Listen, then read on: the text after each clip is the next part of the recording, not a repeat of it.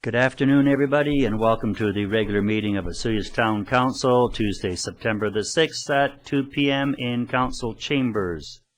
First item would be looking for the adoption of minutes, Committee of the Whole minutes from August the 15th, and the regular open minutes from August the 15th. Looking for adoption. Any comments on those? Hearing none, adopted by consensus. We have some agenda changes here. I'll be looking for a resolution to accept these. The first one would be to remove business item number 5, the 2100 plus vacuum truck that's been taken off of the today's meeting.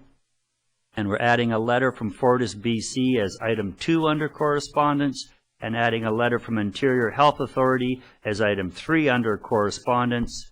And adding under 4 from correspondence, we're adding an email from the Community Action for Seniors Independence.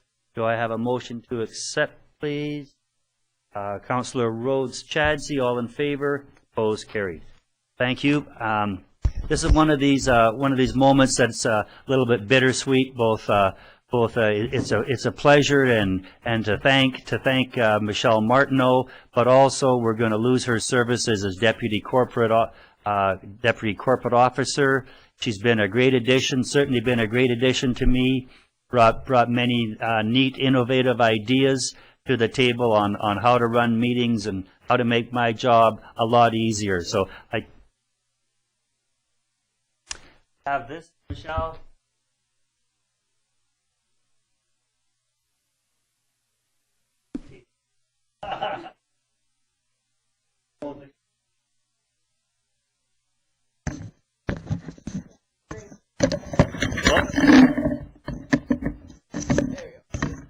And I'm just reading this because of the dates.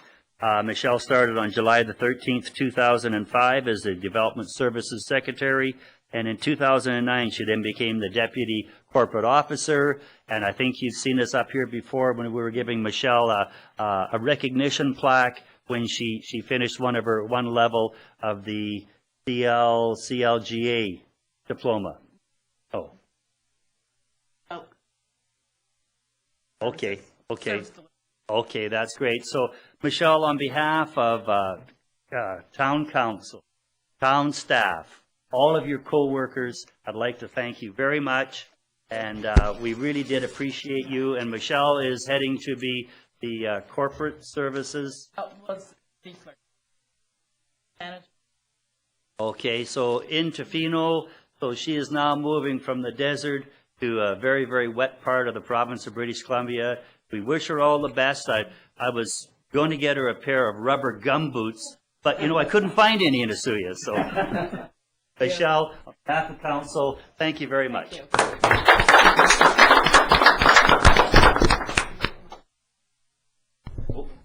Good luck, Michelle. Yeah.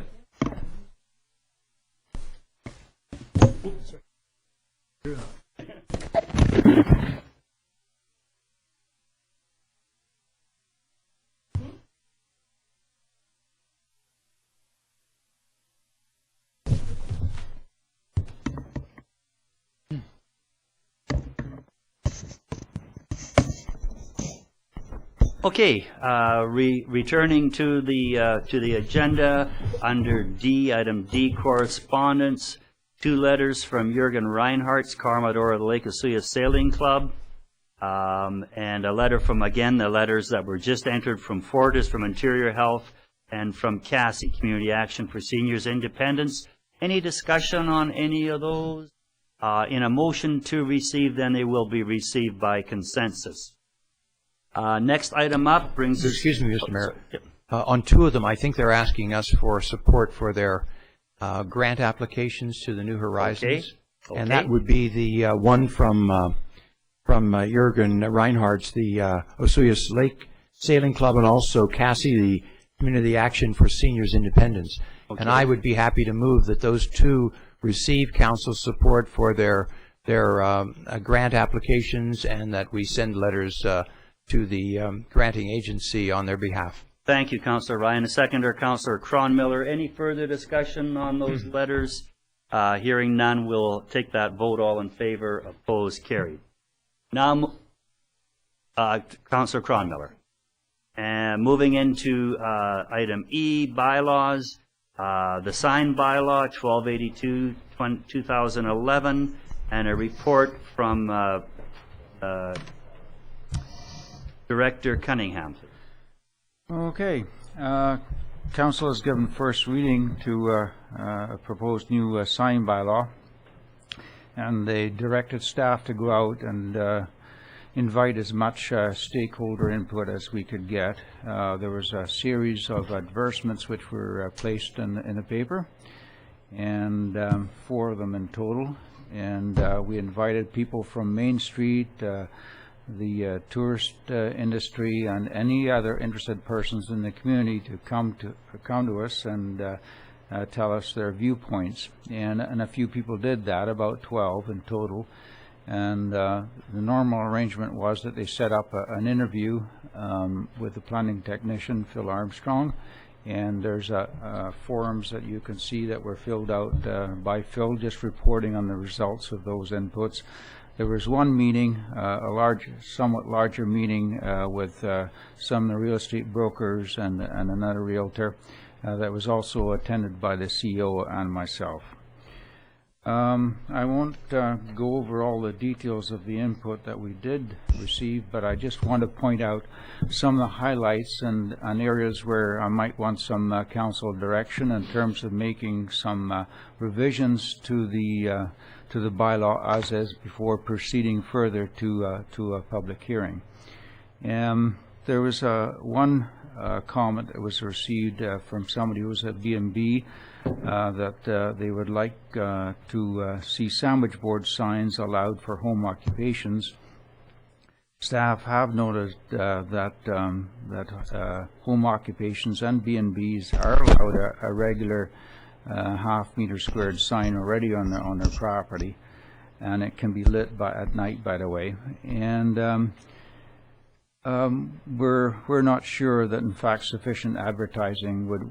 Additional advertising would be required in those cases. So I'd just like Council's confirmation of that they would agree with that we would have enough advertising for home occupations. Would that be the general feeling? Council? As opposed to you're saying no to the sandwich signs. That's right. Yeah. We think there's sufficient. They can have a sign right on their front lawn. It can be lit at night. It's half a square area meter in square area already. It's quite a sizable sign. We think that that's actually sufficient for that type of use. Could we deal with those all at the end of the process? Look at them, all the suggested changes, because we're heading into open houses actually on this. Right. So okay, can we do it all at once rather than sort of piecemealing it, and then we get the big picture? Okay, absolutely. There was a number of stakeholders, 3 who would like the option of internally illuminated signs. Right now in the bylaw, it requires external illumination for awning, fence, canopy, fascia, and ground signs. And so staff are just floating the idea with council that they might want to broaden that and also allow internal signs specifically for awning and canopy signs. We feel that internal lighting would not be too detrimental to our dark sky policy with respect to those types of signs, and also that they would look nice at night. Sidewalk signs, one stakeholder was opposed to sidewalk signs, citing clutter and safety concerns. Staff are of the opinion that we do have very strict restrictions on those types of signs. They have to get a special permit from us already, and really we haven't encountered any negative feedback on those signs at all. So we're recommending that they stay subject to the restrictions. Grandfathering existing signs. 2 stakeholders suggested grandfathering existing illegal signs. And just noting that that the bylaw does allow legal non-conforming signs to continue as long as they're not revised or in any way that would make them become even more non-conforming. However, all prohibited signs would have to be discontinued. But even at that, we've added a provision in the bylaw that would allow a 2 years grace period for animated and roof signs. So we feel that we're being quite flexible in that regard already. So again, we do not recommend a change there. Real estate signs, quite a large amount of input. Allow third-party signs to advertise any sale property, at least for open houses. We're noting that those are in fact already allowed, for open houses, so we don't see a change there. Reduce sign permit signs for real estate signs because of their temporary nature. And actually, we've already covered this off when I discussed this with Phil. I think we were looking at his sign bylaw, which is an older version, and just reading it before coming into the meeting, I see that in fact we have provision in the schedule of fees there for work on any other sign requiring a permit, $50. So I think that that's a low enough price for real estate signs, and the point was very well made by realtors that these are are a standard sign. They don't require a lot of work by staff to review them. So why pay the price of a larger, more permanent sign? So we agree with that, but as I say, I think we've already met it.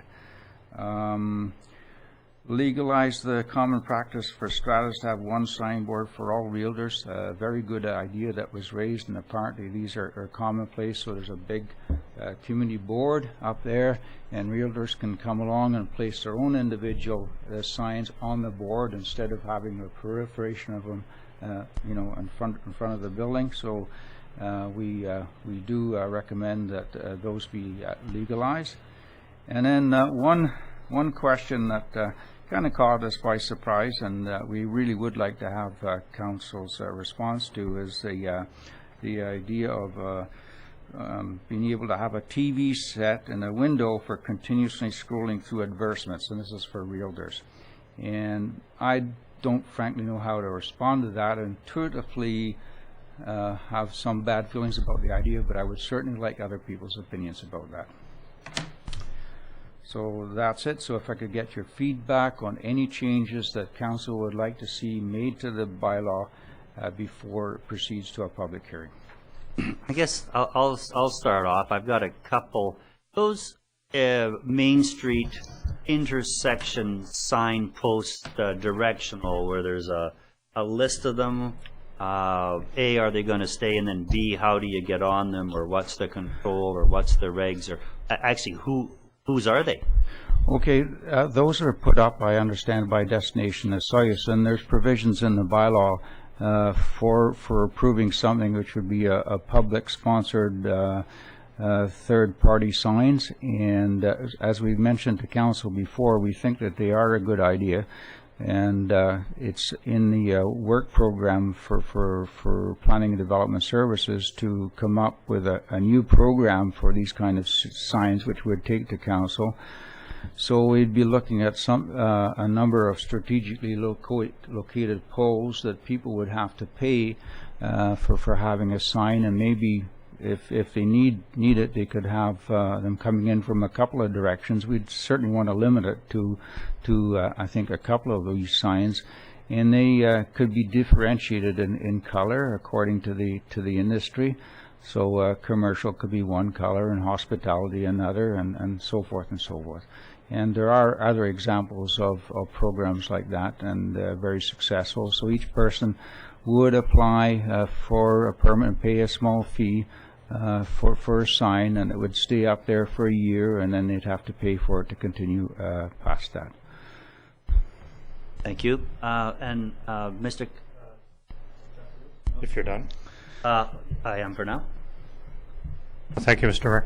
Mayor. Well, it's kind of a minor thing, but I always like when there's an attachment to our environment in some way with all of our bylaws, and it has to do with the LED suggestion by our Osoyoos Signs, our local sign maker, and I think it's proven technology that they certainly do reduce energy requirements over any other standard type of illumination, whether it's, backlit or window lighting and all that kind of thing. Is that going to be progressed at all, or is it kind of a dead issue? No, I mean, so we talked about LED lighting specifically for signs. Yeah, we could do the research on that and see if there's something that we could input to the sign bylaw before it proceeds further. If that's the wishes of council, we'd certainly be pleased to incorporate that. Councillor Tatsy. Thank you, Mayor Wells. Mr. Cunningham, I just have a few things. The first one falls under administration, part 3, building inspector powers. Right. Do you think that we should include some kind of a statement that says the building inspector or such other person as may be appointed? That's in the definition of the building inspector. Okay. That they can appoint their own designate, and we anticipate that the planning secretary would have a large role in terms of receiving applications, advising people of the things that are in the bylaw, and then just referring them to the building inspector. When there's a technical issue, a concern, for instance, with pole signs, there's a lot of engineering work, and the building inspector would have to sign off on those. But for simpler signs, she could probably sign off on herself. And then any compliance letters and so what she would write them, but they would have to be signed by the building inspector. Okay. And that's great. I was thinking more of if the building inspector were on vacation or at school, or if the CAO has some authority to designate somebody to be in charge of this bylaw. Because what we don't have, we have only the building inspector who is in charge of the entire bylaw. And generally you always have somebody else, like corporate officer or some such person as designated by CAO. It could be designated back to myself. That would be the easiest way of doing it. Just somebody else. Absolutely. And the other things, I just noticed a few things on 10.3. I'm not sure if you want to change the shall to may.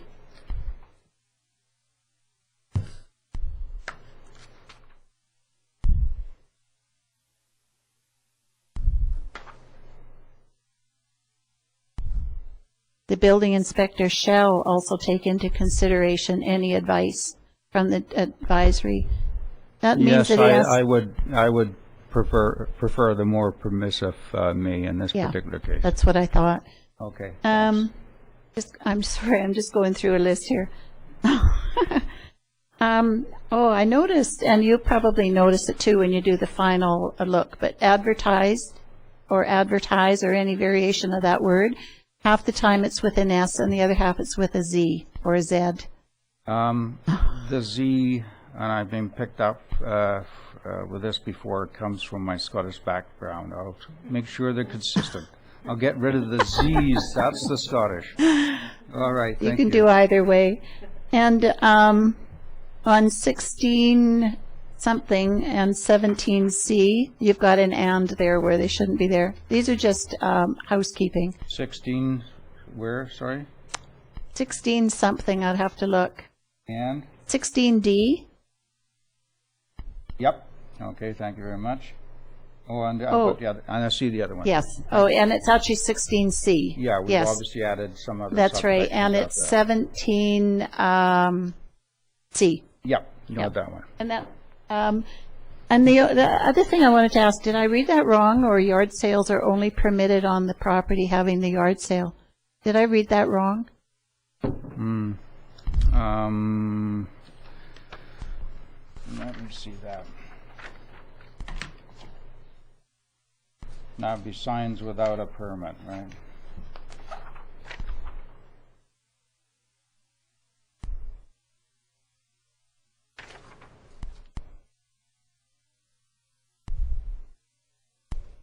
Yeah, that's what it says. Do people have another feeling about that? Probably if you can't put up a garage sale sign with balloons on it down on the corner, we're in big trouble. Okay, so you'd like to allow essentially what would be a third-party sign for that. I would like to see them be able to put a yard sale sign someplace that attracts them to their property, but I would also like to see something that says it has to be gone within 24 hours or something. Yeah. Same day. Or same day. That would be really nice. Okay. So, all right, so somewhat similar to the open house signs then.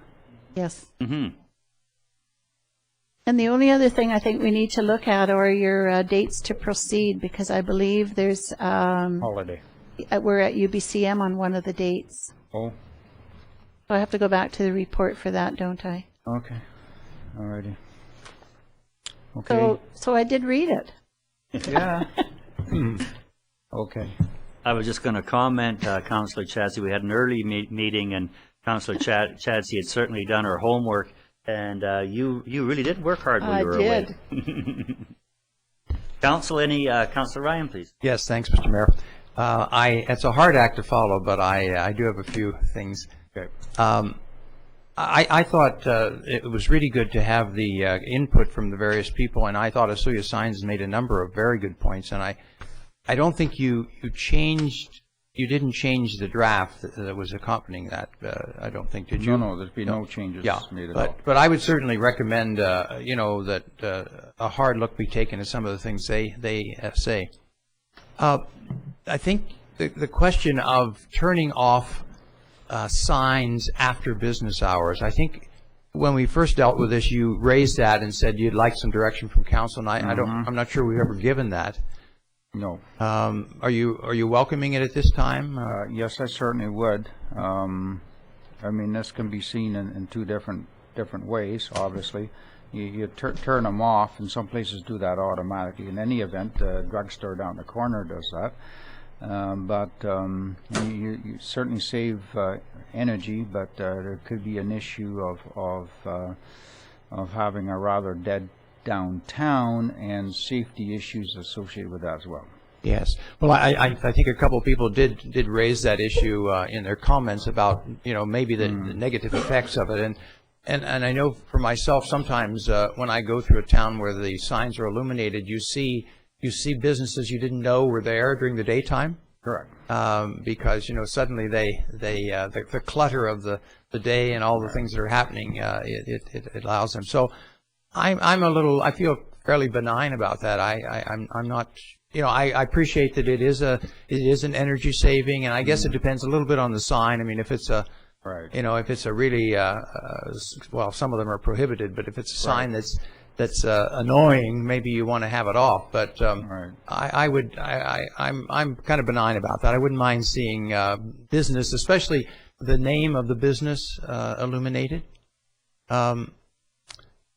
The other thing that was mentioned again by Osoyoos Signs is they talked about 15 days is too short, perhaps 30 days. Now, I didn't see 15 days anywhere in our document. No. But that was their error, was it? Yes, it is. Misunderstanding? Okay. Okay. And those are pretty well established waiting periods. That section of the bylaw started life in Burnaby sign bylaw, and I thought very highly of it. I thought it was worthwhile taking that over about 75% of its content into our bylaw. The only exception that I would like to make to that is where we talk about prohibited signs, and that would be in section 5 of the bylaw. And this is, again, as the council will immediately know, is one of my little pet concerns, and that is this business of signs on utility poles or trees. So it says 30 days, for these signs, these eight types of signs that are enumerated in the bylaw. And I mentioned at the last meeting that we had this tsunami of things being posted on anything that would take a staple recently. And I really think that if you take 30 days to get something off of a utility pole, the purpose has been served by the sign.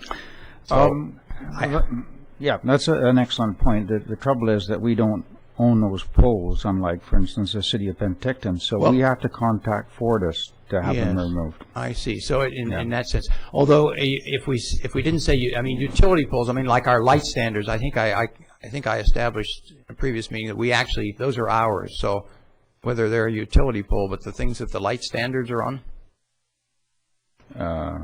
Sorry, I don't see the distinction. as opposed to a pole that just has wires and so on.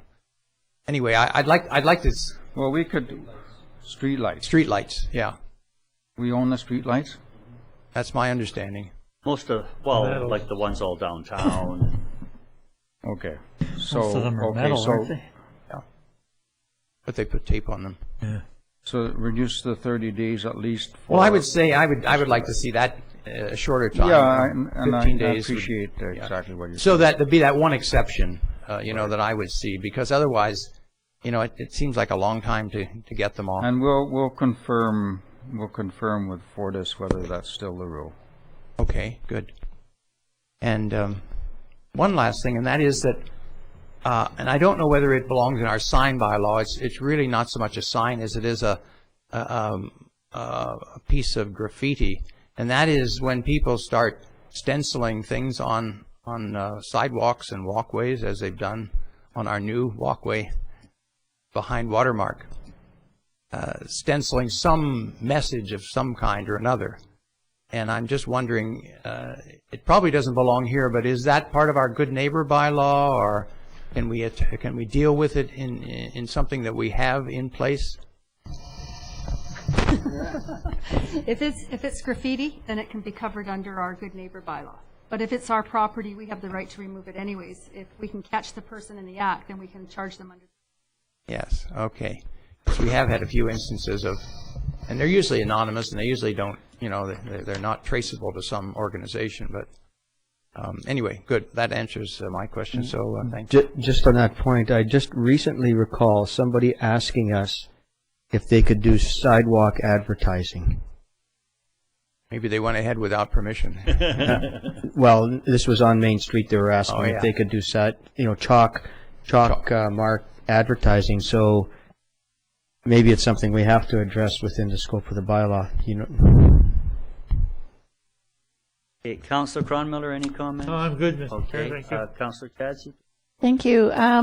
Mr. Cunningham, it crossed my mind that instead of all these signs that are on our utility poles or those of Fortis and TELUS, us sending letters, why can't we approach TELUS and or Fortis and just get a blanket statement saying that they support us removing any signs unless we have received from the sign person a letter from Fortis endorsing it? So can we not reverse it? Save ourselves a lot of time.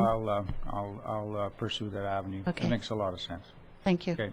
And if you're on that same note, if you're talking on wooden poles, it's actually a safety concern, both with Workers' Compensation Board, for sure, both with the paper, you don't know what you're trying to put your hooks into, and all the nails and other things that collect there. So they should actually be quite happy to have all that stuff removed from their poles. And maybe if they understood that we would be requesting them to move an unsightly eyesore from their poles, they had to go out there and expend the cost of having somebody do it, maybe they'd be quite eager to have those taken down. Okay.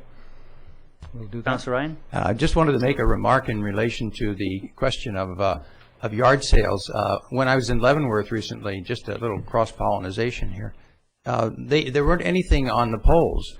And when people had a yard sale, they would take a cardboard box and they would put a nice little sign on it and put it, at a corner of their street. And I saw, 3 or 4 of those around, advertising some yard sale, garage sale, whatever. Okay. Thank you. And just a couple of was it Councillor Chadsey? I'm good. Okay. I still need Yeah, no, we're coming there. We're coming there. Delay. Yeah, we're coming. Yeah. Okay. I'd just like to compliment the planning department for really taking this to the public. A lot of times we get not accused, but people say, well, we didn't know.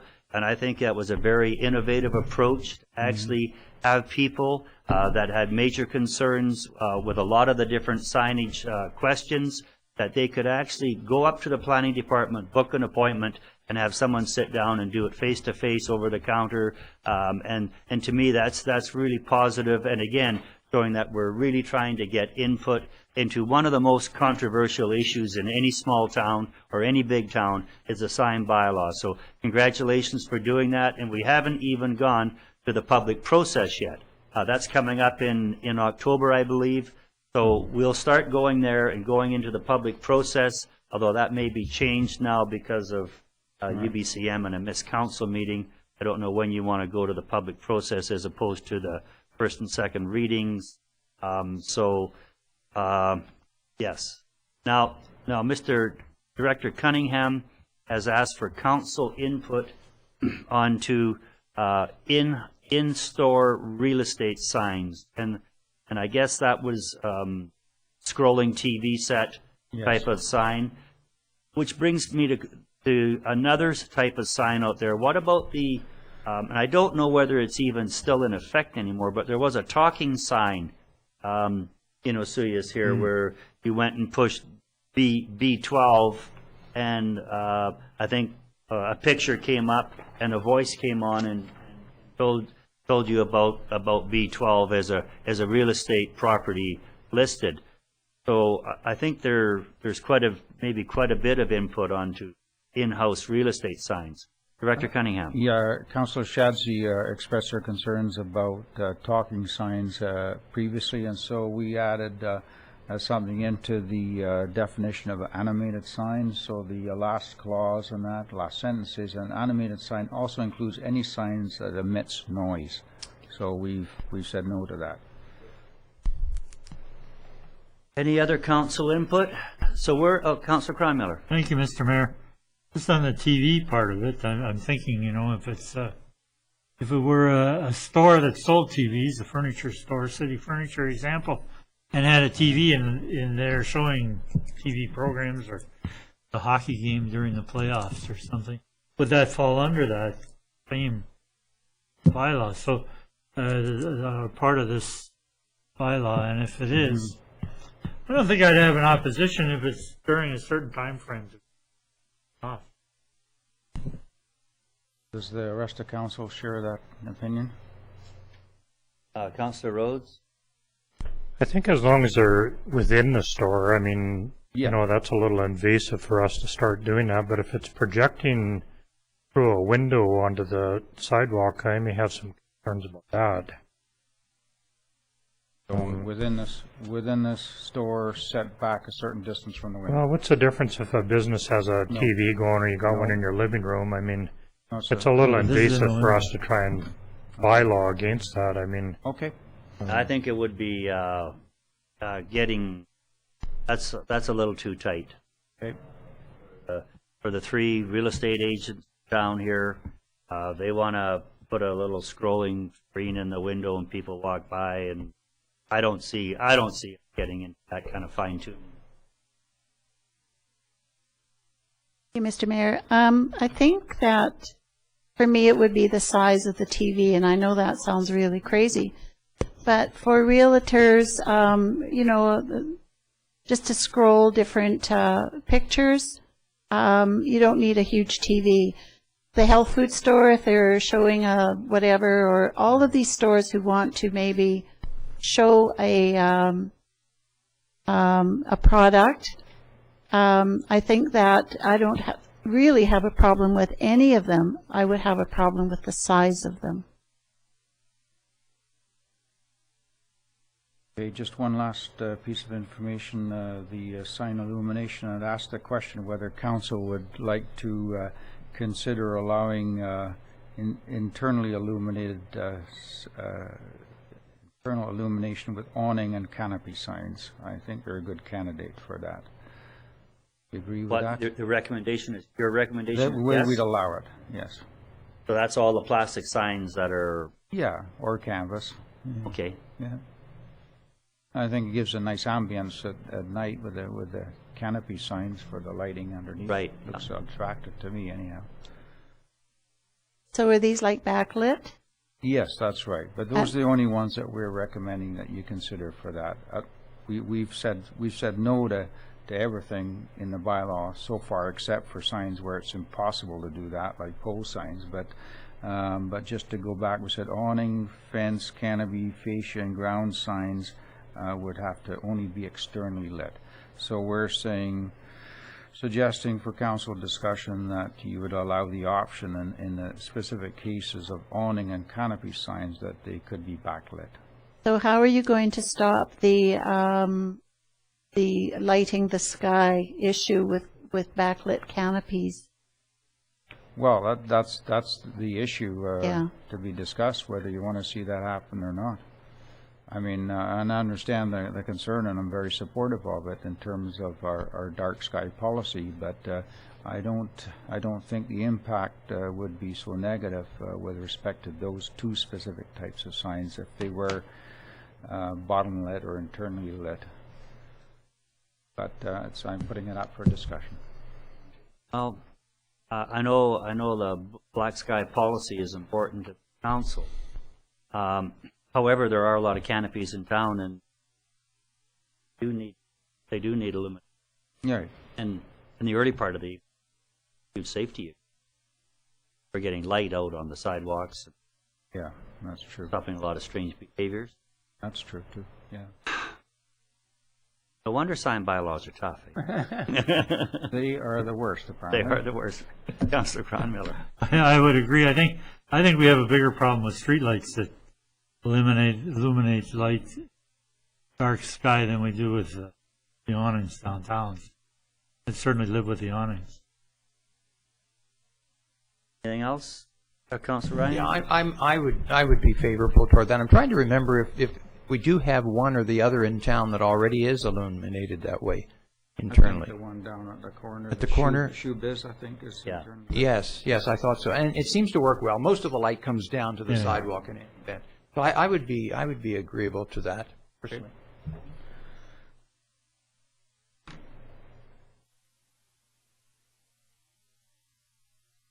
Okay, I'm okay with all the questions that staff were asking. Are there any other questions or comments from council at all? Don't believe so. And we've got first reading on this, heading for second reading on the heading 22nd. For the pub. Well, we have. Yeah, that's right. And then to the public hearing, and I guess that date will work on the 11th. Is that not Thanksgiving? Yeah, the 11th. Yes. Yeah, we had the 10th down here, and it should be the 11th. So that would be October, Tuesday the 11th. Yes. Monday being the 10th of the holiday. Right. Okay. Okay. So we're still open for input, and there will be a public process going on on October the 11th. We're looking at a time set for that. I left it open for council to decide that. I think typically you're wishing them to occur at 7 o'clock. Is that still the point for the public hearing? Yes, or at 5. Okay. You're thinking of a 2 to 3 hours? Oh, I don't think it'll take that long. I think we've probably covered most of the input we're going to get. And I should mention, by the way, that after I make the changes to the bylaw, I'm going to send a letter out to all the people that give us input and just point out the changes that have happened. Okay. So that they don't have to come to the public hearing and reiterate the point they've already made. Okay. So what time for council? 5 won't work. I was thinking maybe like 5 to 8 or something. But if you're going a couple of hours, maybe 6 to 8. Does that cover all the working people and people that have input into it, and store owners that are single shops and can't get away? That kind of thing? Does that cover it all, Councillor Cronmiller? Just a question, Mr. Mayor. You said 6 to 8, or did you just say 6 o'clock? Oh, 6 to 8. Well, if it's a public hearing, when all the hearing's done, might be 6:30. I Yeah. just wondered, Oh, did yeah. we have to stay 6 till to- 8 o'clock? What I'm asking, when you do that. 6 to finish. Yes, there you go. But then maybe we should go 7, because of that, you know, we've done so much now on the openness of this. I'd hate to be closing somebody out because they couldn't make it at 6. 7 o'clock. 7 Looks o'clock like it is? Okay. 7 to finish. 7 till finish. Am I hearing any higher offers? Okay. Here, And the location would be Here. Okay. Sonora Center is open for business. And Yeah, okay. okay, Councillor Ryan, you had a question. Yes, I did, Mr. Mayor. Going back to the wayfinding signs on Main Street, I think it'd be good if DO was contacted to see who's in fact maintaining those and taking ownership of those now, even though they were the principal people who installed them, but I'm not sure if they're still maintaining them. Councillor Mr. Crumlin. Mayor, I think the town installed them. It was the DO that ordered them, and maybe look for funding for them, but I think they were installed by the town. Okay. Okay. Well, Before my time, so- we'll come up with those answers. Okay. Okay, anything else?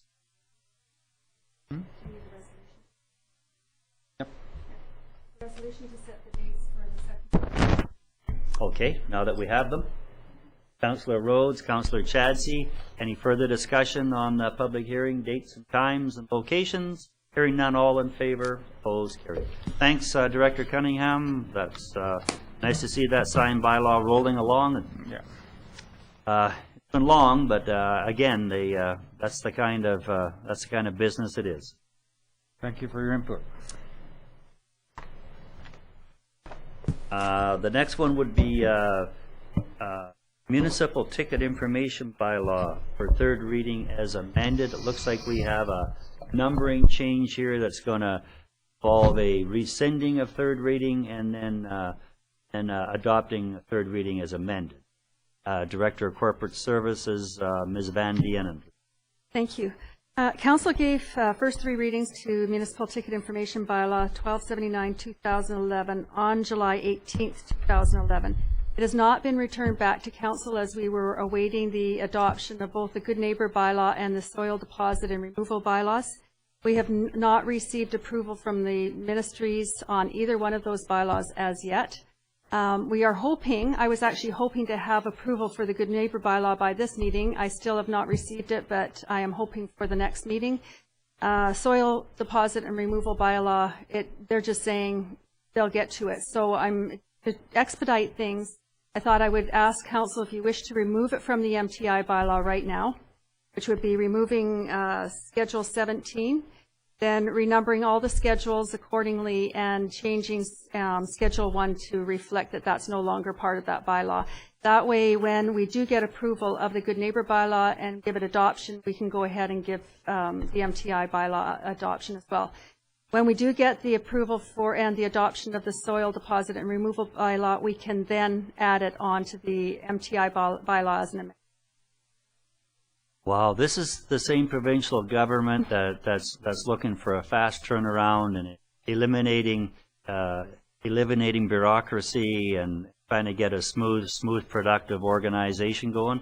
These are the same folks that can't even get a bylaw approval back to us. That probably they shouldn't have that right anyway, as far as I'm concerned.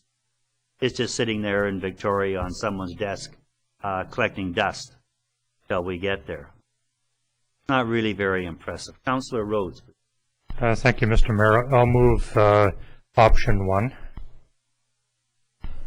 And the seconder, Councillor Cronmiller. Okay. Just for clarification, that would be to also renumber and change schedule as well. Okay, and does that include the rescinding Rescinding, renumbering, and adopting reading as it. amended? right. Okay. Any further discussion? Councillor Chadsey. I'm sorry. I guess this just begs to be asked. Can you not just leave Schedule 17 in there, identify it as the soil removal, leave it blank in terms of the information that we can't deal with until they return it, and then when we get it back, simply input it and then bring it back and save all that renumbering, all of change of the schedules, changing all of Schedule 1. It's going to go in anyway. Why not leave it in 17 without the...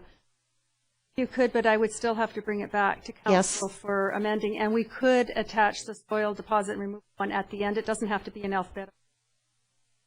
Add it as the next schedule. But if you're moving Schedule 17, you have to renumber all the way up. I don't know how many there are. You have to go back to Schedule 1 and renumber all that. If you leave it at 17 without the information, then when you get the information, you simply input it and bring it back, and it's already in 17. I mean, I don't know if you can. It just begs the question, is there another way to avoid all that renumbering? Actually, that's not a huge problem with computers, but but I hesitate to put in a bylaw that hasn't been adopted, just even mentioning it, and when we haven't even got it on as a bylaw itself. So that's where I'm hesitating, but I can look at it. Okay. Okay, but we're moving ahead this resolution. Okay. Any further discussion? Hearing none, all in favor, opposed, carried. And I thought that was a great idea. It certainly worked for me, Councillor Fadzie.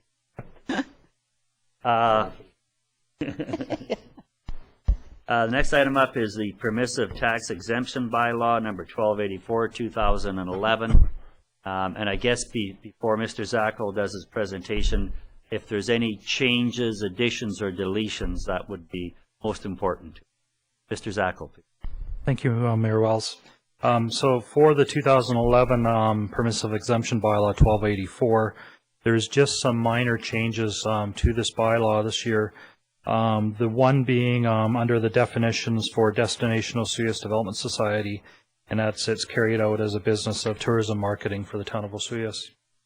And then another slight wording change in page 2 of the bylaw, where it says, and whereas various religious organizations operate buildings and lands for public worship.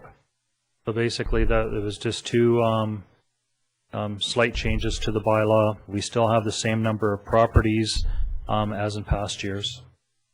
And this bylaw is before council for first 3 readings. Thank you. And I guess a comment to be made is when we're talking about the one for public worship, that is the buildings associated with worshiping only. That's not the residence. Is that correct? That is correct. Any of the portions of the churches that have residential components to them are taxed. The residential component is taxed. Council, any questions? Councillor Ryan, please. Thank you, Mr. Mayor. I have a strange feeling that I may have asked this question last year, but number 10, the Robert and Pauline Grant, is that our lease for the fire hall? That is correct. Okay, thank you. Any other questions? Councillor Cronmiller. Thank you, Mr. Mayor. I had no questions. I just move option 1. Okay. That, we give first 3 readings to Permissive Exemption Bylaw 1284, 2011. And seconder, Councillor Rhodes. Any discussion further? Hearing none, all in favor, opposed, carried. Thanks, Mr. Zackel. And that ends the bylaws. So we're moving into business, and this would be tender being awarded for the Northwest Sector Sanitary Sewer Project, Phase 4. Mr. Zackel, please. Thank you, Mayor Wells. As you see, the Northwest Sector Sewer Project is moving forward quickly as we speak. Before council right now is Phase 4 of the tender. The Northwest Sector Sanitary Sewer Project brings the sewer services to the specified areas north of the town of Osoyoos, right out to the north end of Osoyoos Lake. Phase 4 of the project was tendered and closed on the 18th of August, and this phase goes from 87th Street to the Willow Beach area. A total of 6 bids were received, with the lowest bid being H&M Excavating at $980,033.60. This includes the contingency allowance in HST. True Consulting Group has reviewed the tender packages and has confirmed that H&M Excavating was the lowest bidder. The tender was also under budget, and the recommended contractor is H&M Excavating. So from a community perspective, we're still continuing to work towards improving our water quality of the lake. Organizationally, there's no changes required, and from a budget perspective, this phase of the project is within budget. So the option or the recommendation is to award this Phase 4 of the contract to H&M Excavating for the Northwest Sector Sanitary Sewer Phase 4 contract in the amount of $980,033.60, and it includes the contingency allowance in HST. Okay. Councillor Rhodes, please. Thank you, Mr. Mayor. I'll move option 1, and I think I'll read it off because there's a big dollar amount in there. To award, the motion would be to award H&M Excavating the Northwest Sector Sanitary Sewer Phase 4 contract in the amount of $980,033.60, and including the contingency allowance and HST. Thank you. And the seconder, Councillor Ryan. Just a question, Mr. Zackel. Is this the last stage along the lake? It's the last stage to the north. The Phase 5, which will be brought forward to Council next, is a portion that comes through town to upgrade the town So park. this is the piece that takes us right to Willow Beach? That's Hallelujah. Any further discussion? All in favor? Opposed? Carried. H&M gets their contract, and by the way, we're very happy with H&M doing a lot of that work out there. They've really been highballing and getting it done and getting the pipe in the ground, which is good to see. So, they've been good to us, and certainly been awarded some contracts too. So, okay, next item would be Phase 5. This is actually going to bring everything we collect, and it's going to be upgrading some pipes in town and getting this down to our lift station at Legion Beach. I think I'm correct. You are correct, Mayor Rouse. Okay. So for this tender closed on the 25th of August. There were a total of 5 bids that were received for this, and the lowest bid being R355 Enterprises at an amount of $1,286,359.46, including the contingency allowance in HST. Again, True Consulting Group has reviewed the tender packages and has confirmed that the R355 Enterprises was the lowest bidder. The tender again is under budget, and the recommended contractor is R355. This contractor has done business in the town of Osoyoos before, and the work has been good. I don't recognize the name, so is it operating as a different name change company? They operated under R355? That's correct. And they're from where, Mr. Zackel? I believe this one. I'd be going out. I'm sorry, I didn't mean to put you on the spot. I'd be going out on the limb to say. Okay. But they're not from the Osoyoos area. Okay, they're not from the South Valley, or I don't think That so. I can't say. Okay, we better be safe and not say anything. Council, any questions? Councillor Ryan? Not a question. Okay, make the recommended Yes, amended I would like to make the motion then, Mr. Mayor, that we award the tender for Northwest Sanitary Sewer Phase 5 contract to R355 Enterprises in the amount of $1,286,359.46, including the contingency allowance and HST. Okay. Thank you. Seconder, Councillor Chadsey. I'd just like to say that all these big numbers, and of course this is extraterritorial, this is in the regional district area, and we're running the project for the regional district. So these monies are really not town monies. They're being spent by the regional district and the people involved in getting that sewer service out there. And to everyone's benefit, as Mr. Zackel stated, we're certainly cleaning up the lakes. Any further discussion, Councillor Crow?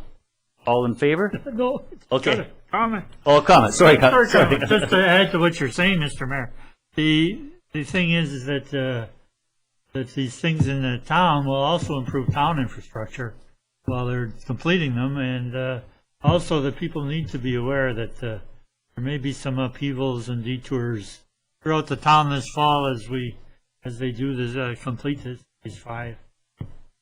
They're aware. Great. Thank you. Thank you for the update. Anything else, council? All in favor? Opposed? That has been passed. Now, Mr. Zackel again, walkway and sidewalk extensions to Dividend Ridge, tender. There was a bit of an issue here with the previous tender. Mr. Zackel, please. Thank you, Mayor Wells. So council, this tender closed on the 15th of August for the extension of the walkway and sidewalk from Highway 97 onto 62nd Avenue and up to Pebble Beach. A total of 4 bids were received, with 1 bid not providing their tender security at the time of the tender opening. True Consulting reviewed the tender proposals, and V-Line Construction was the lowest compliant tender at $505,277.92. The lowest bid from Osoyoos Aggregates being $416,687.15, but they did not provide the tender security that at the time the tender opening was done, and this was also a requirement of the tender call. Upon review of advice from the town's legal counsel, the bid from Osoyoos Aggregates is recommended to be rejected. The project was planned to be completed in 4 segments. The first segment, Pebble Beach, from Golf Course Drive to 115th Street. The second component, 115th Street. Third component, 62nd Avenue to Pebble Beach. And then the fourth component, the concrete barrier, 62nd Avenue. To meet with budgetary constraints, council may wish to consider retendering this project at a reduced scale and include only a portion of the project from Golf Course Drive to the south end of Osoyoos Secondary School. Why this is being proposed to council is the lowest compliant bid from V-Line Construction puts this project over budget. So council may wish to rethink and just do a smaller scale at this present time for this year, so we can get a component of it done. So some of the implications for our community is to continue to work towards improving our community's infrastructure. Organizationally, no changes. From a budget perspective, if we award the contract to V-Line Construction without the irrigation main component, this will put us this project over budget by approximately $103,000. So the options before council are to award V-Line Construction the walkway and sidewalk extension to Dividend Ridge contract in the amount of $445,105.92, including contingency allowance and HST. This basically removes that irrigation main component. Second one is to reject all tenders and retender in the spring of 2012. And the third option is to reject all tenders and retender only the portion from Pebble Beach to the Osoyoos Secondary School for the 2011 year, 2011 year. And our staff's recommendation to council for their consideration is for option 3, to try to get some of that in place. Yes, it would be very nice for the people that live up there if we could actually get going on this and get them some connectivity to the trails in downtown core and for people that walk up there. Council's wishes, Councillor Rhodes. Thank you, Mr. Mayor. I'd like to move option 3 to reject all tenders and retender only the portion from Pebble Beach to Osoyoos Secondary School in this calendar year 2011. And just a quick comment, if I could. Thank you. Councillor Cronmiller. 1 second. Okay, thank you. Councillor Rhodes. Thank you, Mr. Mayor. Again, I'd like to just say a couple of words about the tendering process and the criteria that's set down at the very beginning when these packages go out are very, very definitive and leave very, very little to the imagination. And I really encourage everybody that's interested in providing pricing on these various RFPs that we send out, and really, really ensure that all of the information is there. I want to say that we kind of studied this thing a little bit prior. We were kind of hoping that there were some options available to us through our legal opinion, like Mr. Zackel had mentioned. This is the path that we're going to have to take with this, and it is regrettable that we go that way. But this is gonna fall down to so many of the other programs that we have, say our grant and aid program, we're going to try and take a little bit tougher stance on this kind of thing and really stick by the criteria that's laid down at the beginning. And once again, it is very, very definitive and really needs to be followed in all of those respects from this moment onwards, I think. Thanks. Those were good comments, Councillor Rhodes, and it was quite unfortunate. Mr. Romanko, please. And just a little bit of information for council, because I know that you queried me on this. This contract also includes a small piece of sidewalk from the Pioneer Walkway to the Queen's Boutique. It was included within this contract. So, just to let you know, that's where that project's at. That's where the sidewalk is. Yeah. Thank you. That's great information. Thanks. Councillor Chadsey, please. Thank you, Mr. Mayor. Mr. Zackel, can I just ask for some clarification, because we don't. I just need clarification. So further on in your report, it talks about to meet the budgetary constraints, the council may wish to consider retendering the project from Golf Course Drive to the south end of the Osoyoos Secondary School. But in the actual recommendation, you're talking Pebble Beach. So can we just clarify if you're meaning Pebble Beach or Golf Course Drive? Because there's a huge difference. Huge difference.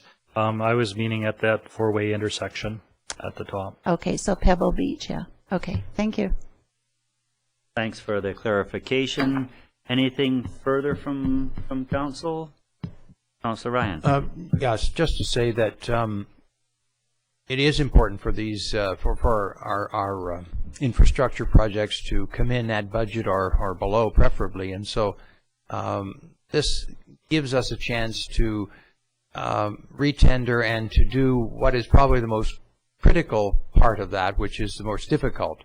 There's a nice shoulder going up to 62nd, and from 62nd up, and then there's a sidewalk to the high school. And while we're going to redo that, I think that this other segment of it is really a crucial one that deserves to be done first in this case. Great. Thank you. Anything else? All in favor? Opposed? Carried. We'll have happy walkers up at the golf course heading for town, particularly when we get the bottom leg done from the school to the highway with some enhanced safety precautions. I believe there's going to be a bit of a barrier system going in to further protect the students there. We look forward to that in our next budget cycle. Item number 4, again, Mr. Zackel, the Okanagan Regional Library lease for 2012-2014. I believe this is where they are leasing our library at the Sonora Center. That's correct. So before council is the recommendation from the Okanagan Regional Library for the library lease rates for 2012 to 2014. What Okanagan Regional Library has provided is the actual appraisal of the lease rates for the future years. Okanagan Regional Library contracted an independent appraiser provide these. And what's happened compared to last year's cycle was that the actual lease rate has dropped by 50 cents per square foot as compared to the agreement that we had in place previously. What Mr. Nettleton has recommended is the utility component of the lease. He's recommended that portion get increased to offset some of the increases in power costs that are associated with the cost of living that we've seen.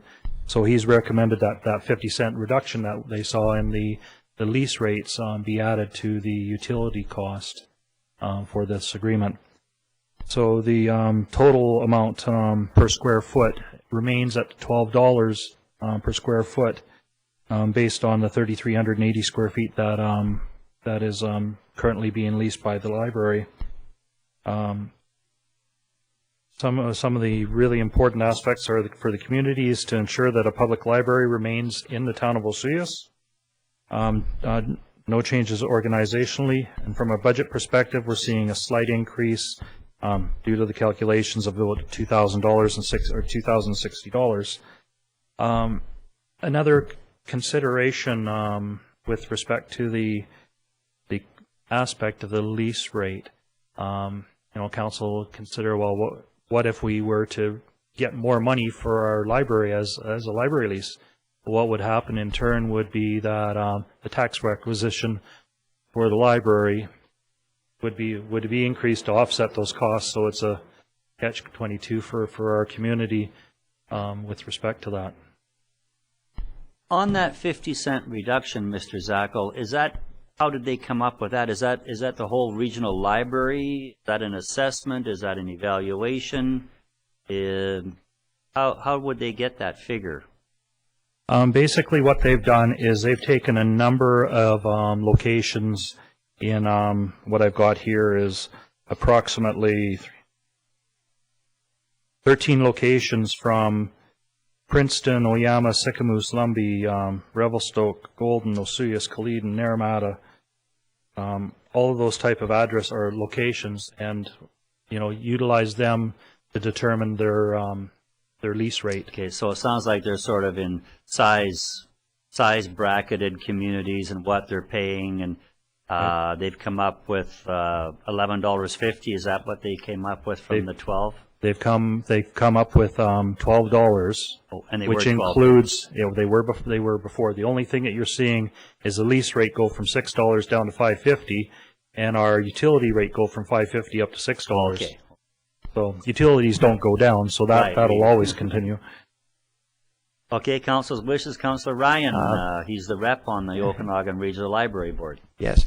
Well, Mr. Mayor, I would like to point out that in addition to this company doing all those 12 or 13 locations, they did in fact look at 10 specific locations in our community to see what the lease would be, and then they did assess the Sonora Center, both by its location and its what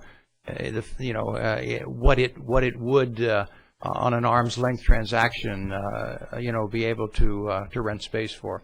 But as Mr. Zackel pointed out, it's kind of a robbing Peter to pay Paul, because we have a requisition that covers the cost of library services, and so we are in fact fortunate in that we are renting them space, and so some of our requisition money is coming back to us in lease payments. That's correct. And when it comes to the recommendation that I'm going to make, I just need to make one slight change to that, and that's that we say for council to authorize mayor and corporate officer to sign the lease extension with the Okanagan Regional Library after the notice for proposed property disposition is advertised in our local paper, because that needs to be done before we can sign off. So yes, I would so move that motion, Mr. Mayor. Okay, thank you. Councilor Chadsey is the seconder. Any further discussion? All in favor of lease renewal? Opposed? Carried. Thank you, Mr. Zackel. Thank you very much. That was great. Next business item is the MIA voting delegates. From Ms. Van Vienen, please, on the lead. Thank you. The town of Osoyoos is a member of the... Sorry. It is funded by the membership, and therefore each member has voting rights at the annual general meeting. The AGM will be held at 3 o'clock on Tuesday, September the 27th, which is during the UBCM convention. Last year, Council appointed Councillor Rose as the voting delegate, with Councillor Chadsey as alternate number 1 and Councillor Crombiller as alternate number 2. This year there is going to be not only some resolutions on the floor, but there will be elections for Group A, B, C representatives. Our council will be able to vote for area or Group C representative as a director on the board, and council could leave the voting delegates the same as they are, which means you do not need another resolution, or you can change your voting delegates. Voting delegates can be either elected officials or staff, and therefore you can pass a resolution to appoint a staff member if you wish. I, as a director on the MIA board, can be a voting delegate if council wishes, but you would have to pass a resolution to make me a voting delegate, or you can keep everything the same as is. I will be there anyway. I think we'll probably be happy with keeping the delegates the way they are. Don't need any changes, and we're at the tail end. It's only for another 2 or 3 months before there's election of council members anyway. But council, what are your wishes, please? Councillor Ryan. I would like to move that we keep the delegates as is, with Councillor Rhodes being the delegate and Councillors Chadsey and Cronmiller alternates. You and Councillor Cronmiller seconder. And I just like that this is not out of town or anything. They basically do their business at the UBCM when we're already down wherever it can be from wherever the host community is, either the interior or the coast. I believe this year it's in Vancouver, but that's where the MIA meeting takes place. All in favor? Opposed? Carried. Congratulations, Councillor Rhodes. Well, thank you very much. It's a privilege. Next item of business, it's going to be very interesting. I think everyone has looked at the situation or seen the situation up here. We have a report from Mr. Romanko, our CAO, about what we're going to do with the entranceway sign coming from the north end of the town out by the highway reconstruction project. It's sitting way up there on a hill, and obviously not very effective the way it is. So we have a report from Mr. Romanko, please. Thank you, Mayor Wells. On July 18th, I brought to council for direction what to do with the town sign, which its visibility had been compromised by the twinning of the highway. At that time, council had directed me to go back to transportation and get transportation to pay for the movement of the sign. Since then, I've received communication from transportation that the costs of moving the sign are approximately $15,000, and they don't feel that there's value added in terms of visibility versus the $15,000. They have expressed that they agree that some of the private sector signs that were in front of our sign did compromise the sight lines. Therefore, they'll be working to have those signs removed, but it's their wish to have our sign remain where it is. Part of it is that the vegetation has taken growth there. There are difficulties in moving the sign, and they would just as soon have the sign stay where it is. So we're presenting 3 options here: having the sign remain in the current location as requested by transportation; the second, to have the sign moved and provide funds towards paying for the cost of moving the sign; and number 3, continue requesting that transportation pay for all costs of moving the sign.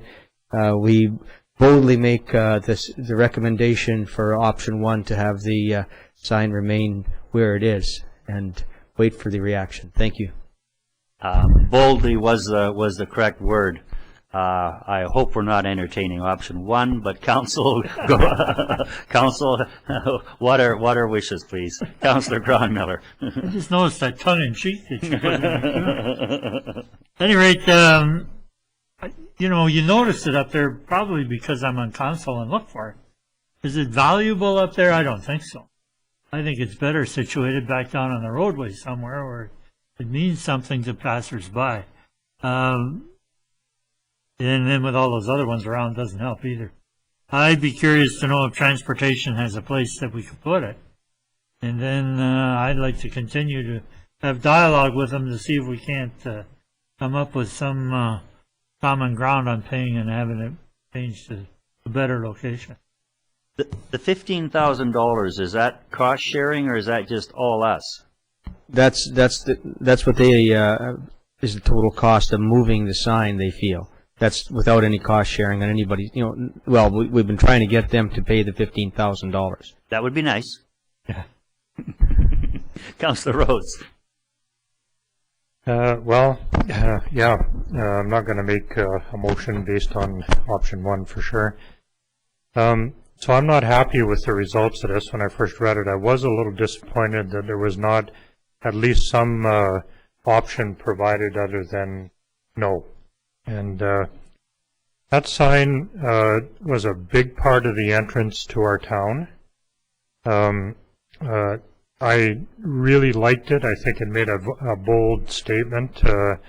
With our resort municipality status in this province, I think we deserve better than it now sitting up on the hill. I question that anybody notices it. I certainly support Councillor Cromweller's comments about, yeah, well, we probably notice it, but that's maybe a half a dozen people that travel by there. And, you know, it is important for us to have that. It's a preview, it's a notice, call it what you want. It's a pretty bold statement, and I think we need a much higher profile with that sign. Myself, I would like to see them, you know, maybe set back into that bank a little bit, and perhaps maybe put a, you know, some kind of a retaining block wall and put our sign in there so that it is very visible. And I know that all this is achievable by putting money towards it. I understand that part of it. But, you know, we didn't cause the sign to be invisible. It was their project that caused this to happen. And I just think that there needs to be a higher sense of cooperation from them. And cooperation could be transferred into making a check available for us to do that. Hey, thanks. So I would like to move definitely option number 3. Okay, thank you. And the seconder on that, Councillor Cronmiller. Further discussion, Councillor Chadsey. Thank you, Mr. Mayor. I support what the other two councillors have said, and I have to add my own 2 cents. There is currently a sign plunked in front of our sign, which I believe Transportation has said that they will arrange to have moved. And I appreciate that from them. However, it was my understanding that when this highway was put in, this bypass from the frontage road, that they were not going to tolerate any signage, that it was clearly a highway, and all I've seen is signs popping up almost weekly. I realize that everybody needs to grab the attention of the public, but to me it's the responsibility of the ministry to enforce, and if there's no signs permitted, they shouldn't be there. In terms of our sign, there is a sign in front, and there are also 3 or 4 behind. And I suspect, I do not know for sure, but I suspect that they're not all that, that they shouldn't be there either. And I'm basing that on letters sent to the RDOS in years past, asking them to kindly enforce their sign bylaw. And that area happened to be one of the pictures that was included. And so there's a whole big issue. So they remove one sign, and then if it goes back or another one goes in front of us, we cannot just keep doing battle to have our sign seen. The sign cost us a lot more than that, and it is our entrance. Welcome to Osoyoos, and it has to be front and center, and it cannot have stuff around it. And so I would not support option 1. Thank you. Okay, and Councillor Ryan. Councillor Cronmiller, you've spoken to it once. I just have a question. Okay, go ahead, Councillor Cronmiller. My question is, who did asking Mr. Romanko, were we dealing with the construction company or transportation? We're dealing with a transportation employee who is probably the project manager for the project. Because we have a meeting tomorrow with transportation. We could refer this to that meeting, maybe discuss it. That would be one of my suggestions, that be put on the agenda for tomorrow's meeting. Okay. That's great. Councillor Ryan? Yes, I was going to suggest, too, that we take it up with transportation. I concur with the other comments that have been made. I mean,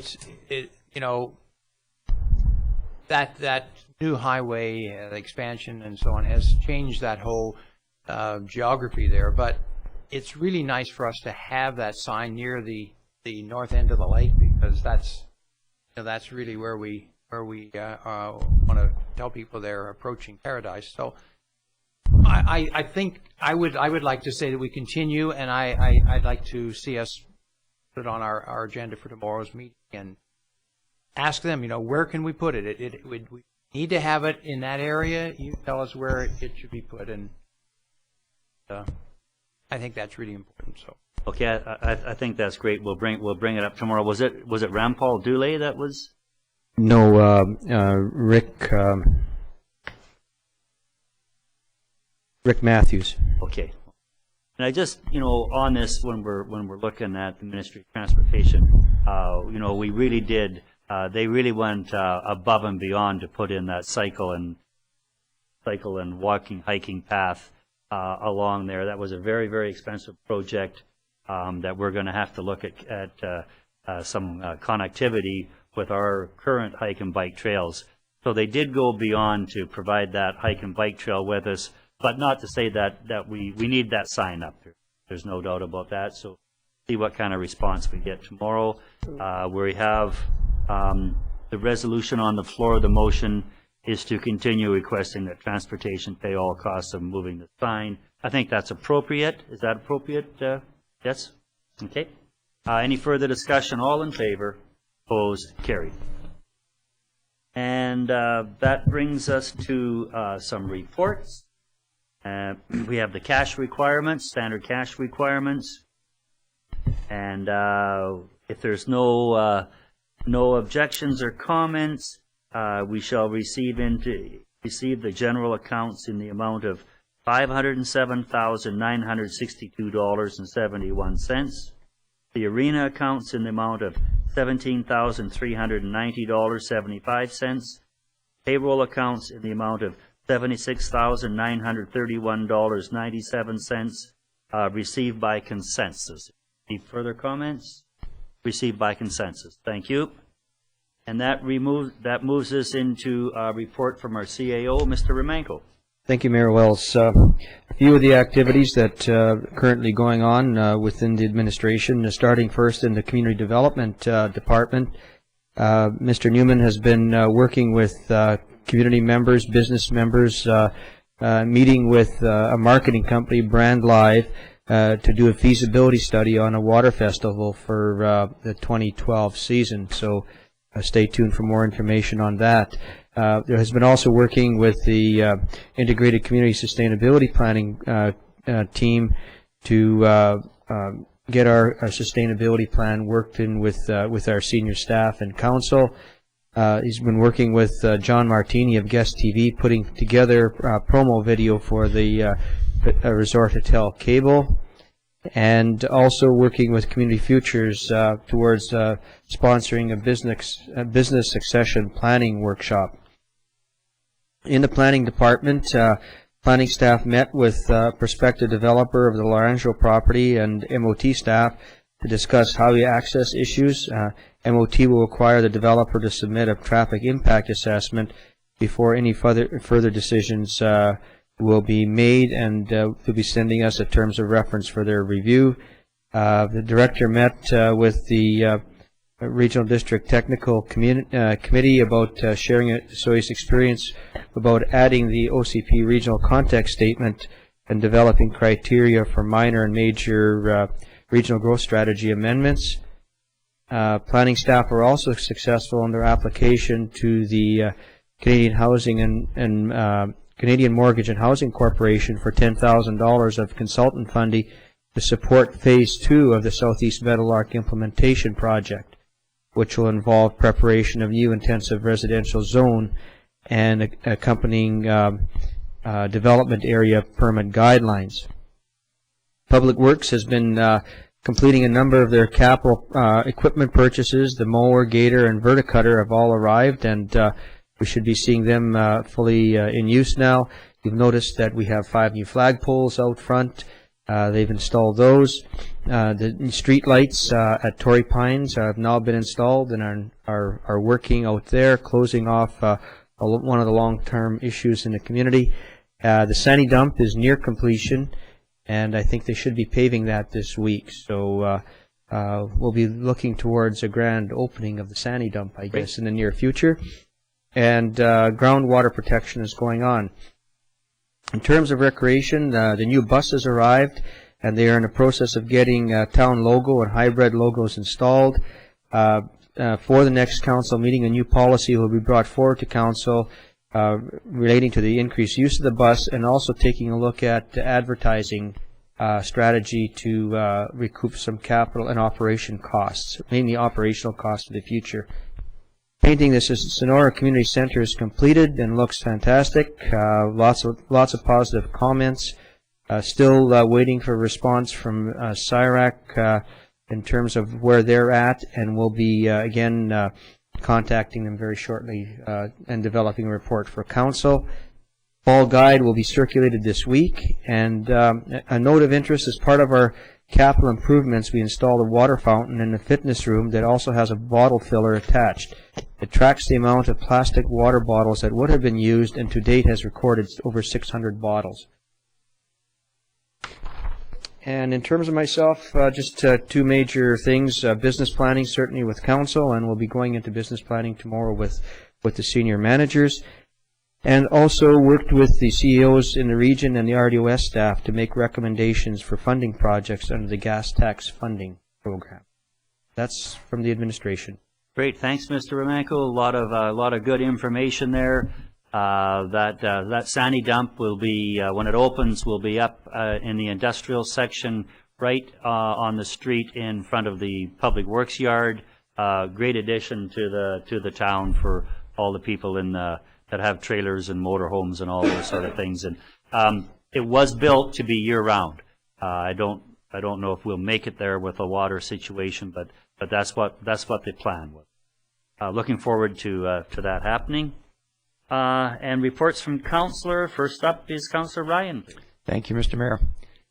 Well, I want to say a word first about culture in communities. It's interesting that cultural events are really starting to be seen as very important events for communities to draw people to them and to give them a whole new dimension of their experience in the community. I was noticing that Whistler is having a big jazz festival, and of course more communities. In fact, we're even having one here, a film festival over at the Incomeep. I forget exactly the dates, but it's imminent. And in the fall, we're going to be having concert series, our continuing concert series, both here in Osoyoos and also in Oliver. And the Oliver one, by the way, has some very key people from Osoyoos who are involved in it and making it happen. So in that sense, we kind of share both of those. And there will be a play from the South Okanagan Amateur Players in November as well. So called, what is it called? The Wild Guys. About 4 guys on a trip, a sensitivity kind of trip. So you don't want to miss that. So the important thing is that this is another dimension of our life here in a small community. Sometimes people make a trek to Kelowna or to Vancouver to see cultural things, and we do have a nice sampling of them here in our own community, and frequently they are not well attended. And so I want to really encourage you to put cultural events that happen in the community particularly on your list of things to do. The market on Main is, I've been there a few times, and I'm just astonished at how big it is. I mean, it reminds you of a real large city market. I mean, it's got all kinds of booths, and it's kind of nice that when you have to sort of go sideways through the stalls and avoid knocking and bumping into people. But anyway, lots of food vendors, fresh food vendors, and just lots of all kinds of booths there. So congratulations to the committee that is in charge of that, and also they've brought in some music and some artists to entertain as you shop. The waterfront has been, and the walkways there have been very, very busy this summer. I happen to have a good location where I can keep an eye on things and watch all the people and the children the dogs and everybody going by. And I was happy to see a couple of wheelchair users this summer too, who were there with their families, going along the walkway. And of course, it's nice and flat and level and accessible, and that's wonderful. The sad news, of course, this summer has been the regrettable fatality of a young 18-year-old man from the Lower Mainland, from Mission, who died in a boating accident on the lake, and it was very regrettable. And yet, when I was reading about this, it was noted in one of the media reports that last year, when Transport Canada boating safety people were on the lake, that they found that our lake, Osoyoos Lake, had the lowest compliance rate of any interior lake. And I just thought that was just terrible.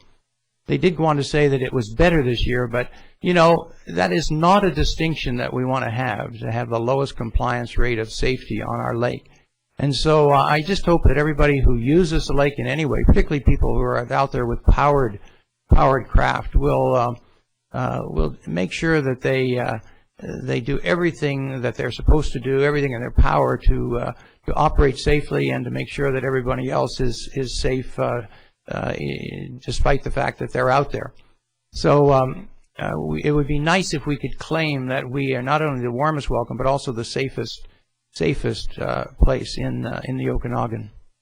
And I'd just like to remember, there's a fair amount that's been on the television and radio about the 10th anniversary of the 9/11 attacks by terrorists on the New York World Trade Center in 2001, and just to call that to mind and to remember that there were lots of people who died in that terrible event, not only those in the building, but first responders, and a significant number of Canadians who were either visiting there or working there. And so I'd just like to suggest that you keep all of them in mind, and that we all work for a more peaceful world. Thank you, Councillor Ryan. Councillor Cronmiller. Thank you, Mr. Mayor. Well, for the last few weeks, it's been kind of hectic in my household, and been out of town a fair bit, but made some inquiries while I was along the way, and hopefully some of those things will come to fruition in this position that I can put to some use in speaking with other politicians and administrations in the Lower Mainland. But also, you know, when I heard Councillor Rose, Councillor Ryan speak of the accident on the lake, it's really unfortunate. And I received an email the other day from one of our citizens who commented on our water zoning task force and asked about education of people that come here and use our lake and drive the boats and use. The unfortunate thing is that most people come here and spend a holiday. They come for a week or 2 weeks and leave. They're not the people that you can train and you can educate in the spring, and we'll put that to use throughout the year. It's come and go, and hopefully those people will bear in mind some of the things that go on. And the other comment in it is really tough to train stupid people, and I think that sometimes applies as well. At any rate, it's sure nice that the long hot summer that we didn't have is now arrived, and that we have our town back. It's kind of fun to see the time change, the things change after Labor Day. And I'll keep it short today. That's my report. Thanks, Councillor Cronmiller. Councillor Chadsey, please. Thank you, Mayor Wells. I'm also going to make my report very short. It's time, I think, that we started focusing on us, the residents of the community, and take our focus off of tourism. So 2 things I want to talk about. September 14th is mass registration. This will take place at the Sonora Center. I think it starts at 5. And any service club, dance group, sports group, focus group, any group of people in this community that want to attract users or members or whatever, have the ability and the time to go up there on September the 14th. get a table, you put out your pamphlets, people come and walk around, you get to talk to them. You get one-on-one opportunity to entice people, encourage people to attend whatever club it is that you're supporting. So if you have a club, vote on September 14th. And if you don't, but you're interested in what is available, what you can do throughout the winter, head on up to Sonora Center Wednesday, September 14th, 5 o'clock, I think, till 8 for the mass registration. And the other thing I just wanted to remind people of is we have e-news. And we haven't talked about that for a while. So those of you who are starting to think about heading south or are just not going to be watching as much television, all you have to do is phone the town office and give them your email address. And you will receive emails of all of the agendas, any tenders that we're posting, anything that's happening through any of our departments. So any road closures, any road upgrades, sidewalk upgrades, anything that's happening at our recreation department. So just go and make the call, sign up to email. If you find you don't like it or you don't read it, just give them a call and they'll take you off the list. And just a reminder that our next council meeting will not be on Monday. It will actually be on September the 22nd. And is that a Thursday, I believe? Yeah. And we're changing the date of the council meeting because of the water forum, and I strongly suspect that Mayor Wells will be talking about that. So that is my report. Thank you. Thanks, Councillor Shadsey. Nice segue. Councillor Rhodes, please. Thank you, Mr. Mayor. So, yeah, over the last little while, I've been involved in some family matters. I've really been enjoying the weather, and then the tourist feedback has been absolutely phenomenal this year. And because I have been enjoying some personal time over the last little while, I don't really have a heck of a lot to report on.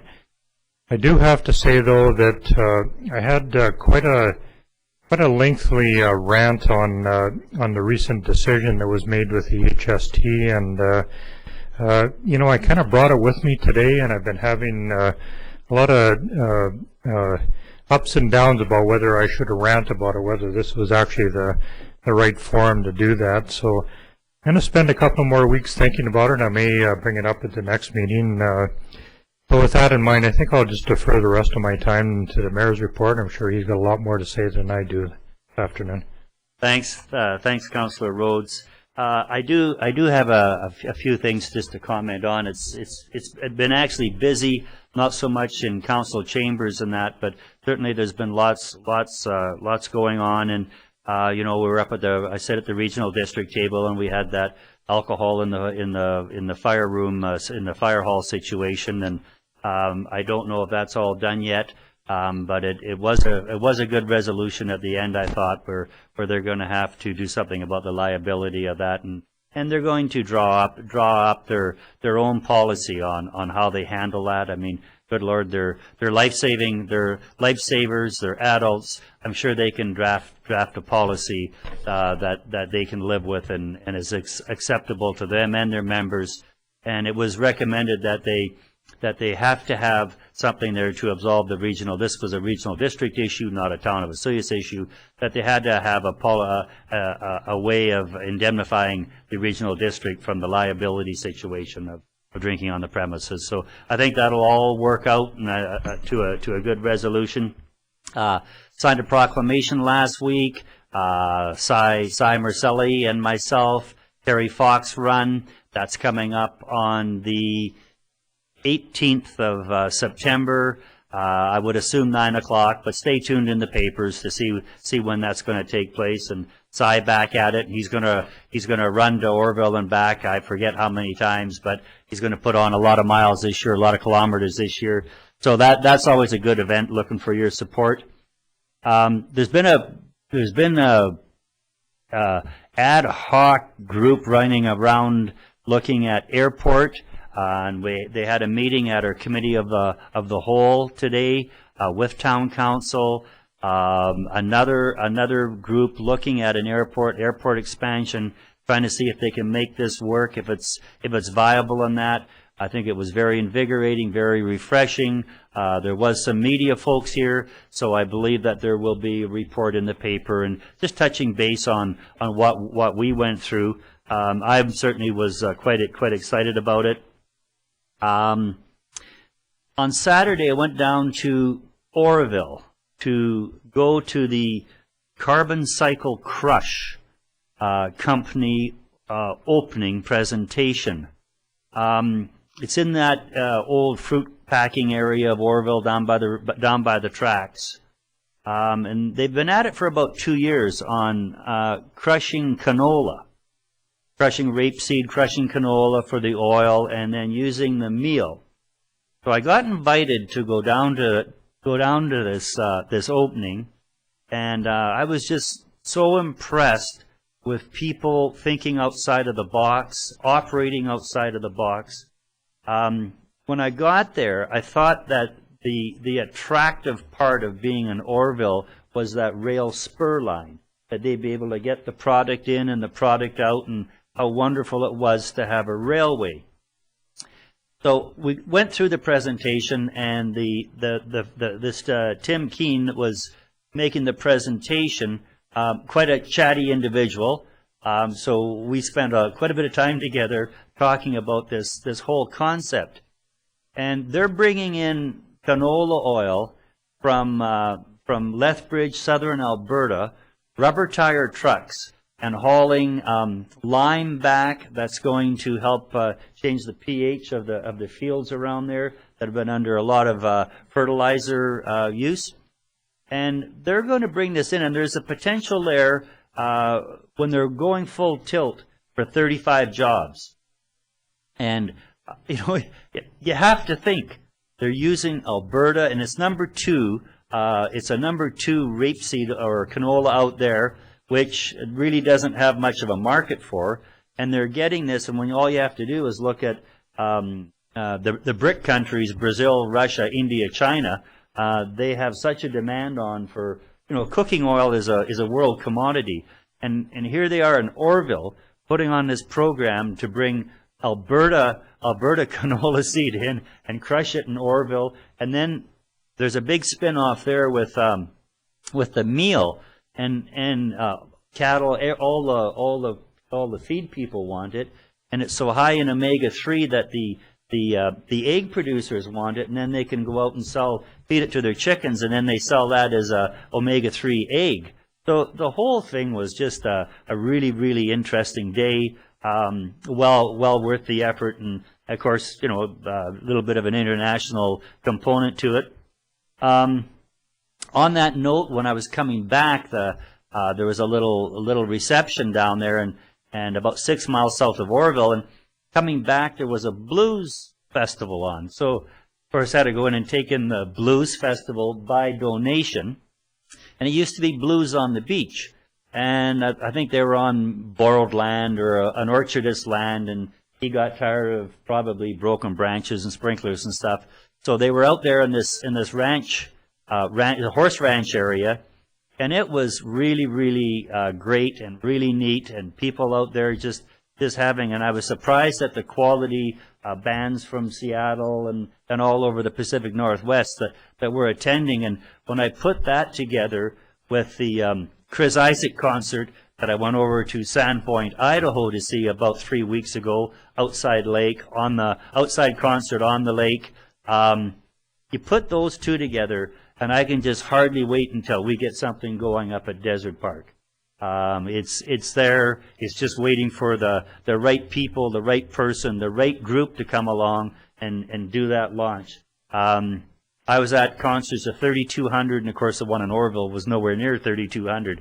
But to see the quality and what it was providing for the town, that's going to be really neat when they get that going.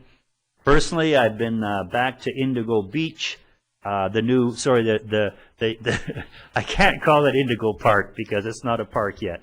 But I think on our next budget process, that is going to start looking a little more park-like than it does right now. Then at the far end of Cottonwood, it's just one of our greatest park assets there. It's just absolutely wonderful. Soft sand beach. I shouldn't be saying this because right now it's Osoyoos' best-kept secret. But this wonderful soft sand beach and walkway out and safe for kiddies and all that. So that's really looking forward to that happening.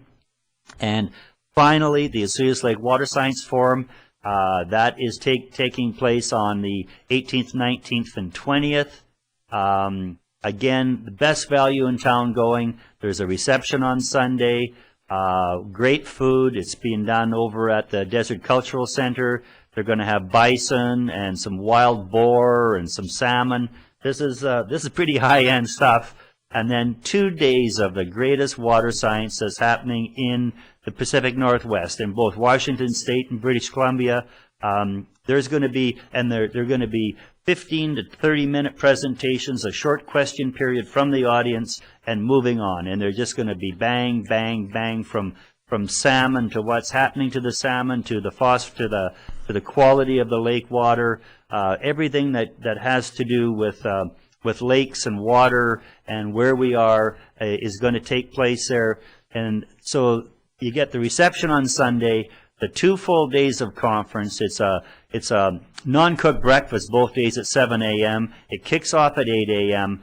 Full-on lunch, catered lunch both days, and the price is the grand amount of $20 for residents of Orville, Osoyoos, and Oliver. So again, I'm inviting people. You want to know what's happening in your community. We know the value of the lake. It is our primary asset in this area for so many reasons, and we all use it for so many reasons. That come and get a pulse on the lake. Come and check the health, and I mean, we can't make it any cheaper than that. So thanks a lot for your indulgence on my fairly long report. Looking for a motion to adjourn. Councillor Chad Z. Ryan, all in favor. We are adjourned. Good afternoon, folks.